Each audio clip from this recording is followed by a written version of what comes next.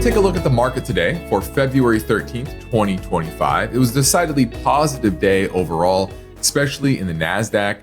That was about 1.5% on the back of gains from NVIDIA, Apple, and Tesla. Those were the big drivers overall. The S&P was up 1% roughly, a little more than that. And, that was the color of the day. It was green, but mainly driven by those three names. You had some other names that were up. Google was up about 1.5%, Amazon up about 0.5%, Visa up 1%. So definitely some nice moves overall. But if I look at the heat map of the 500 names in the S&P 500, there's a lot of gray, which means not a lot of movement as well. So pretty interesting day in markets. We had some economic news, and that was on the initial jobless claims front. That came in a little bit less than expected. 215,000 was the consensus. It came in at 213,000.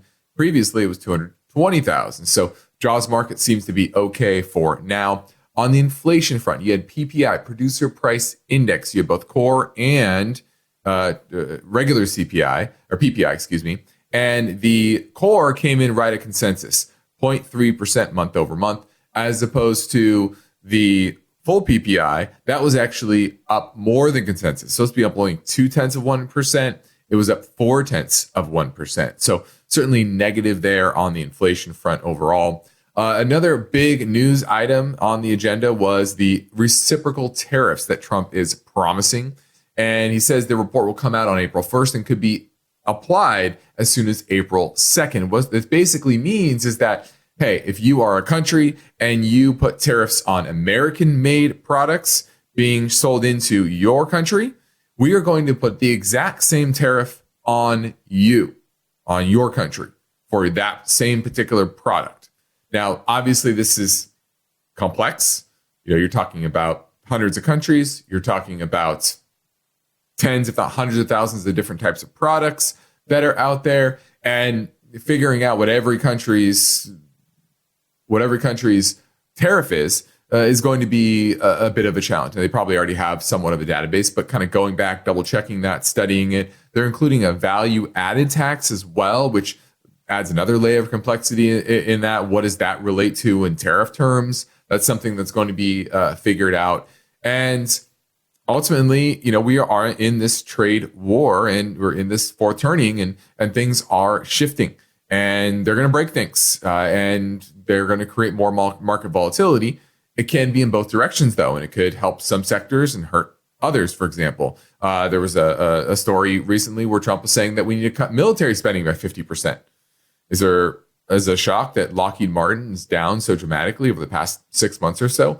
Probably not. So these are the things that are happening in government. What's interesting here about markets, though, is there's a lot of market structure issues that makes it difficult for any of these major headlines to really move the needle, because there's just natural money flows that are completely ignoring what's happening on the headlines. For example, your 401k.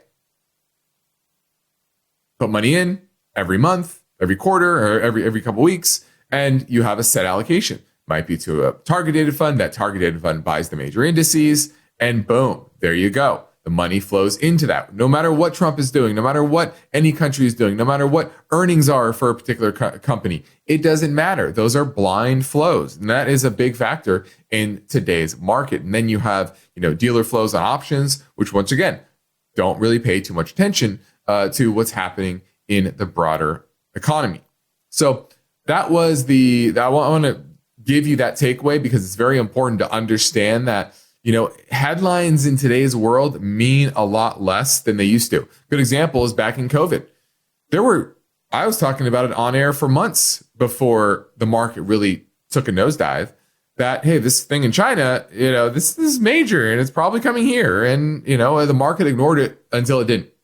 Okay. And so I could see that something like that happening with these tariffs. Right now, the market is treating these tariffs kind of like, hey, probably not really going to happen, probably not really going to be implemented in any serious way until they are, right? And then the market could react. So, but that was the market today. Nice green day for now. I don't see that changing in the short term. But obviously, as we get through the year, liquidity could dry up and there could be a more shocking event down the road.